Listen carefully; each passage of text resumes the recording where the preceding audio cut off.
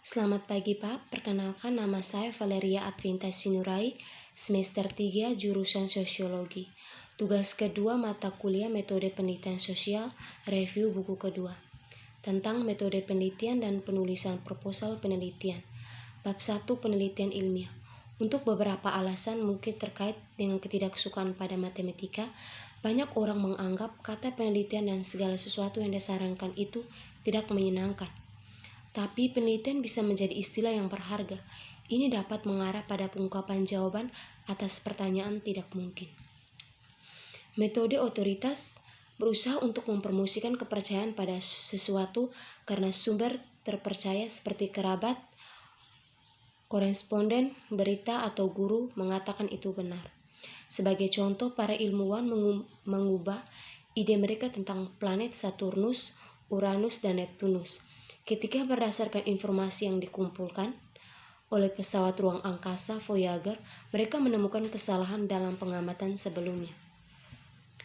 Yang berikut karakteristik metode ilmiah.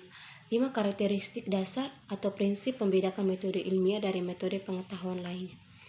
Yang pertama, penelitian ilmiah bersifat publik.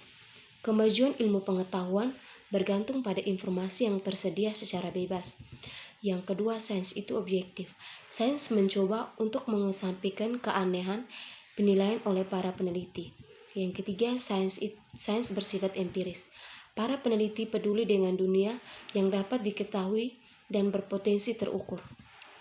Yang keempat, sains itu sistematis dan kumulatif. Tidak ada studi penelitian tunggal yang berdiri sendiri, juga tidak naik atau turun dengan sendirinya. Yang berikutnya, prosedur penelitian.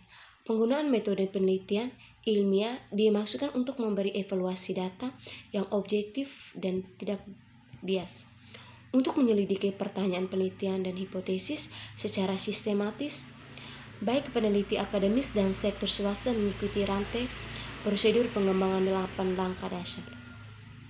Proses penelitian 8 langkah yang khas meliputi yang pertama pilihan masalah, yang kedua tinjauan penelitian teori yang ada, yang ketiga kembangkan hipotesis atau pertanyaan penelitian, yang keempat menentukan metodologi atau desain yang sesuai, yang kelima kumpulkan data yang relevan, yang keenam analisis dan interpretasikan hasilnya, yang ketujuh sajikan hasil dalam bentuk yang sesuai, yang kedelapan verifikasi penelitian. Sektor riset, akademik, dan swasta. Praktik penelitian dibagi menjadi 2 sektor besar, yakni akademik dan swasta. Riset akademik dan pribadi terkadang disebut sebagai riset dasar dan terapan. Penelitian sektor swasta dilakukan oleh bisnis dan industri non-pemerintah atau konsultan penelitian mereka. Ada perbedaan lain antara penelitian akademis dan sektor swasta. Misalnya penelitian akademis bersifat publik. Penelitian atau organisasi penelitian lain yang menggunakan informasi yang dikumpulkan oleh penelitian akademik harus dapat melakukannya hanya dengan meminta data menta kepada penelitian asli. Bab 2. Produser penelitian. Saat melakukan studi penelitian harus selalu waspada terhadap potensi sumber kesalahan yang dapat membuat hasil yang tidak benar. Penjelasan yang baik tentang hasil penelitian mengesampingkan variabel intervening. Selain itu, agar suatu studi memiliki nilai substansi bagi pemahaman media massa, hasil studi harus digeneralisasikan untuk subjek dan kelompok selain yang terlibat dalam eksperimen. Memilih topik riset. Memilih topik penelitian bukanlah urusan semua peneliti. Faktanya, hanya sedikit penelitian di bidang komunikasi yang cukup beruntung untuk dapat memiliki dan berkonsentrasi pada bidang penelitian yang menarik bagi mereka. Di sektor swasta, penelitiannya umumnya tidak memiliki fleksibilitas dalam memilih topik atau pertanyaan untuk diselidiki. Meskipun beberapa penelitian sektor swasta terbatas dalam jumlah masukan yang dapat mereka sumbangkan untuk memilih topik, mereka biasanya diberikan kendali penuh atas bagaimana pertanyaan itu harus dijawab, yakni metodologi penelitian apa yang harus digunakan. Artikel dapat memberikan ide untuk topik penelitian. Sebagian besar penulis menyimpulkan penelitian mereka dengan mendiskusikan masalah yang dihadapi selama penelitian dan menyarankan topik yang perlu diselidiki lebih lanjut. Selain jurnal akademik, publikasi perdagangan profesional menawarkan banyak informasi yang relevan dengan penelitian media massa. Sumber topik penelitian, masalah, penelitian, majalah, dan terbitan berkala. Banyak pendidikan merasa bahwa publikasi selain jurnal profesional hanya berisi artikel yang dipermudah, yang ditulis untuk masyarakat umumnya. Ringkasan penelitian. Organisasi penelitian profesional secara tidak teratur menerbitkan ringkasan yang memberikan pandangan dekat pada bidang utama penelitian di berbagai bidang. Yang berikut situasi sehari-hari.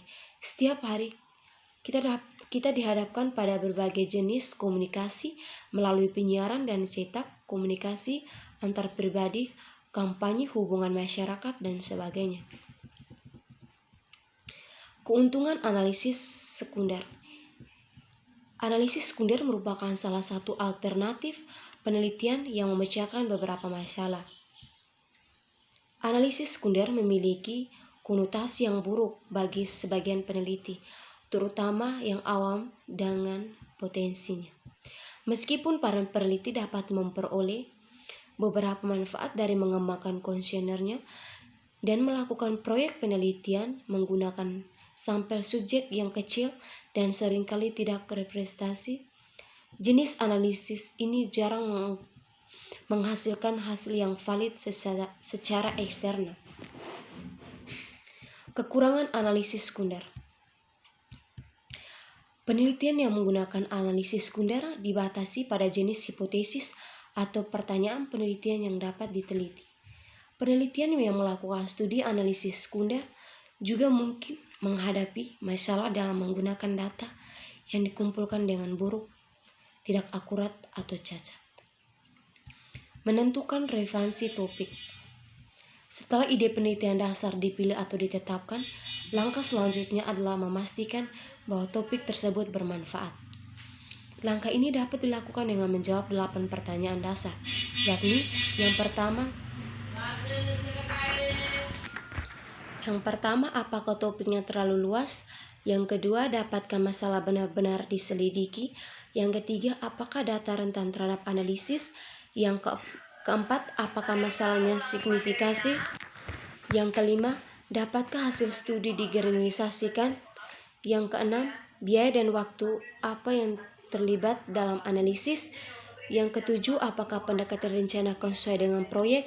Yang kedelapan, apakah ada potensi bahaya untuk subjek? Yang berikut meninjau literatur. Penelitian yang melakukan studi di bawah pedoman penelitian ilmiah tidak pernah memulai proyek penelitian tanpa terlebih dahulu berkonsultasi dengan literatur yang tersedia. Sebelum proyek apapun dicoba, penelitian mengajukan pertanyaan-pertanyaan berikut. Yang pertama, jenis penelitian apa yang pernah dilakukan di daerah tersebut? Yang kedua, apa yang telah ditemukan dalam penelitian sebelumnya? Yang ketiga, saran apa yang diberikan peneliti lain untuk studi lebih lanjut? Yang keempat, apa yang belum diselidiki?